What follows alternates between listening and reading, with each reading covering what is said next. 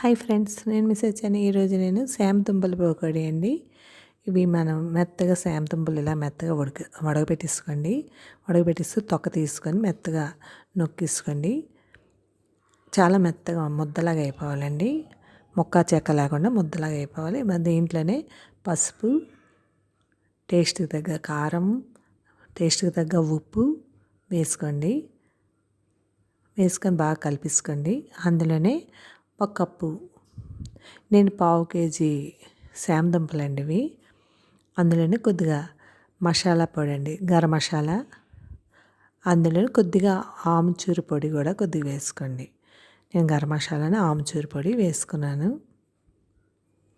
అంటే మీకు ఆముచూరు పొడి టేస్ట్ వస్తుందని వేసుకున్నాను, పులుపు టేస్ట్ వస్తుందని. లేకపోతే మీరు నిమ్మకాయ వేసుకోవచ్చు. అందులోనే కొద్దిగా వాము వేసుకున్నాం అనుకోండి, మనకు డైజెస్ట్ అవుతుందని వాము, పచ్చిమిరపకాయ ముక్కలు చిన్న ముక్కల్లా కోసుకొని పచ్చిమిరపకాయ ముక్కలు. అందులోనే మీకు కొత్తిమీర అది ఉంటే కొత్తిమీర వేసుకోండి. నేనైతే లేదు, నా దగ్గర వేసుకోలేదు. అందులోని కొద్దిగా మనకి ఆ ముద్దకు తగ్గ పిండి అండి. మరీ ఎక్కువ వేసుకోకండి.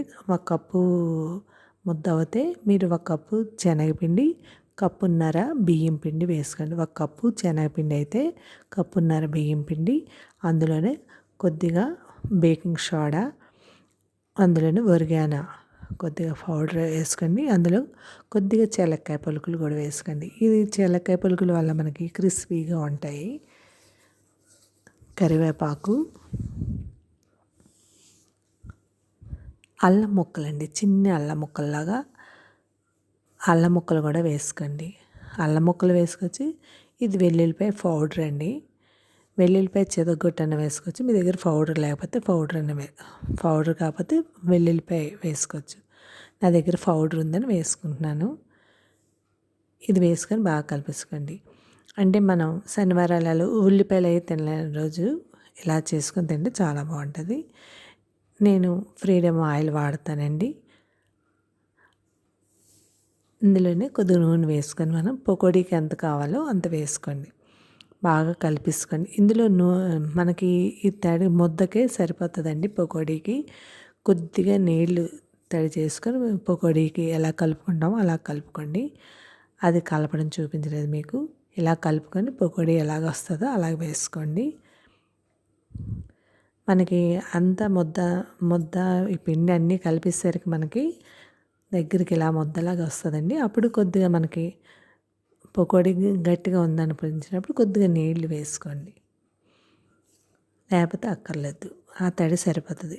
ఎక్కువ నీళ్ళు వేసుకున్నారనుకోండి పకోడీకి అదికి నూనె లాగేస్తుంటాయి. అందుకని తక్కువ నూనెతోటే ఎక్కువ వేయించుకోవచ్చు మనం. ఇలాగా చూసారా, ఇలా వేయించేసుకొని ఎంజాయ్ చేయండి. ఈవినింగ్ స్నాక్స్ బాగుంటుంది. కొద్దిగా మనకి కూర చేసుకోవచ్చండి. దీంతో మనం పకోడీ పులుసులాగా కూడా చేసుకోవచ్చు.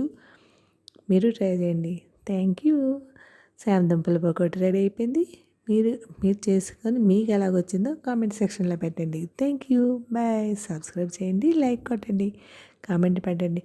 వేడివేడిగా తింటే ఉంటుందండి, చాలా బాగుంటుంది. ఇప్పుడు చలికాలంలో తింటుంటే వేడివేడి తినాలనిపిస్తుంది కదా. మీరు ట్రై చేయండి. Thank you. Bye. Subscribe. Thank you.